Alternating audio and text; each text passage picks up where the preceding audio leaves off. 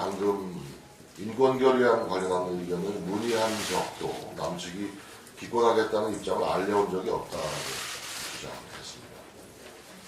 이 사안에 대해 북한의 주장은 어떻게 믿을 수 있겠습니까? 문재인 전 대표 측도 어떤 식으로든 북한과의 접촉을 했던 것은 인정하고 있는 상황 아닙니까? 북한의 주장이 거짓이라는 뜻입니다. 북한은 문재인 부하게 급급한 모양입니다. 북한이 싱가포르에서 노무현 대통령에게 전달했다는 쪽지 내용, 이걸 왜 밝히지 않는 것입니까? 가장 중요한 것은 객관적인 사실관계와 합리적인 증거라고 생각합니다. 송민순 회고록, 미국 대사관 외교 전문, 차관보의 증언, 당시 언론 보도, 특히 문재인 자서전 등 모든 증거가 문재인 전 대표를 향하고 있습니다. 문재인 전 대표는 기억나지 않는다라는 그런 찌질한 거짓말 더 이상 하지 마시고 있는 사실 그대로 국민 앞에 진상을 철저하게 밝혀주시기 바랍니다. 오늘 대통령께서 시정연설을 4번째 하시게 됩니다. 국회 연설로는 6번째인데 정부 출범 이후 해마다 국회 찾아 시정연설하는 대통령이 처음이십니다. 400조 7천억의 나라는 내년 나라 살림 국회 심의가 오늘 시작되고 있는데 지금 일부 언론조사에 보면 90%가 넘는 국민이 현재 경제 상황이 위기라고 이렇게 답을 하고 있습니다. 그래서 야당은 예산안을 볼모로 더 이상 정쟁을 해서는 안 된다.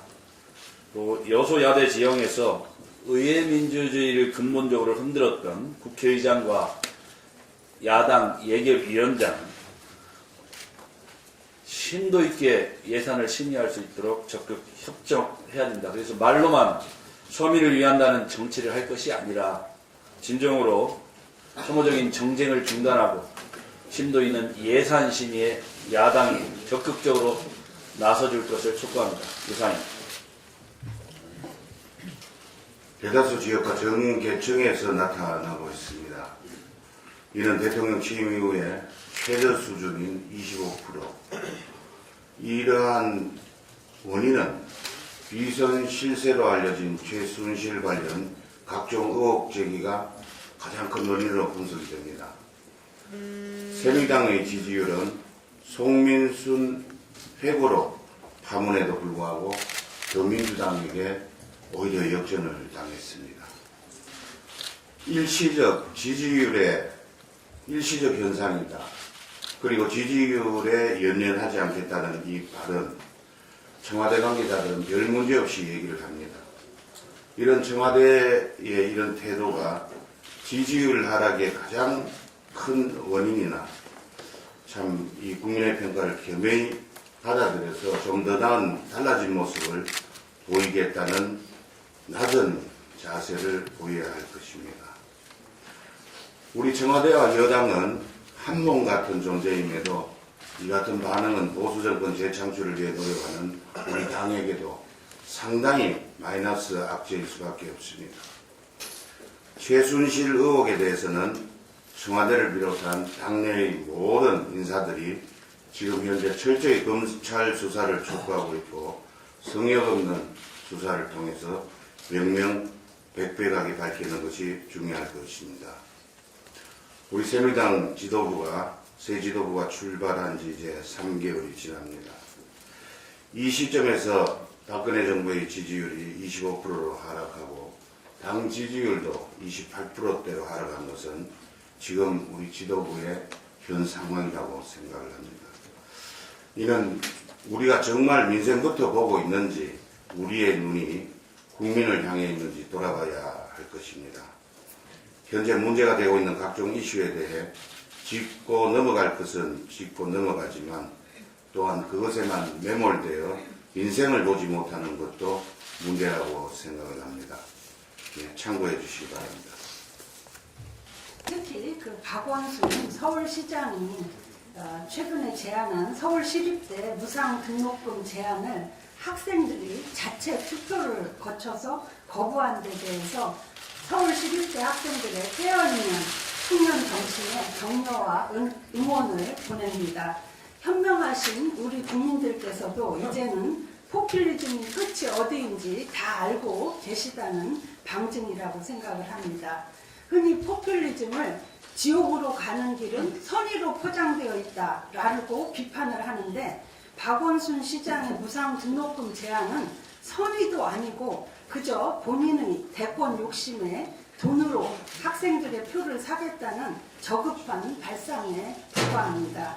포퓰리즘 중에서도 미래의 주역인 학생들을 기만하는 최악의 포퓰리즘이라고 생각합니다. 박원순 시장의 기회주의적 행태는 시민의 세금으로 운영되는 서울시립대를 본인의 사설학원으로 전락시켰습니다. 서울시립대에 본인의 신복들을 무자격 교수로 무차별적으로 낙하산으로 투하시켜 교수 사회의 학문 질서를 교란했는가 하면, 이번에는 무상 등록금이라는 사탕 발림으로 학생들을 꿰어 대권 욕심을 채우려다가 학생들에게 거부를 당한 것입니다. 아무리 정치가 사회를 오염시킨다 해도 박원순 시장이 기회주의적으로 서울시립대를 본인의 대권 수단으로 사유화하는 것은 절대 용납할 수 없습니다. 박원순 시장이 대권에 눈이 멀어 시정을 멀리하는 사이에 서울 시민의 안전은 심각하게 위협받고 있습니다. 올해 들어서만 서울 지하철 스크린도어 사고로 무고한 시민이 3명이나 목숨을 잃었습니다. 이 정도면 박원순 시장이 입으로 말로만 안전을 외치는 서울 지하철은 목숨을 담보하고 타야 하는 지옥철이나 다름없다고 해야 할 것입니다. 이번에 박 시장이 제시한 서울시립대 무상 등록금 예산 연간 190억 원이 추가되는데, 이 예산을 매년 지하철 안전에 투입했을 때 시민들은 잃지 않아도 되는 목숨을 살리는 안전 예산이 될 수 있다는 점을 다시 한번 명심하라고 말하고 싶습니다. 저는 오늘 지난 20일 장애인계에서 새누리당에 전달해달라고 한 내용을 아주 간략히 소개하겠습니다. 2017년도 장애인복지 예산 가운데 중증장애인 자립생활 예산은 0.2%, 여성장애인 예산 0.1%, 발달장애인 예산 0.4%로 전체 장애인복지 예산의 1%에도 미치지 못한다는 사실을 먼저 말씀드립니다. 장애인복지 수요자 중에서도 가장 취약한 부분이 있다는 거죠. 장애인계의 요구는 장애로 인해 추가되는 비용을 보전하기 위해서 장애인 연금과 장애 수당을 확대해달라는 것입니다.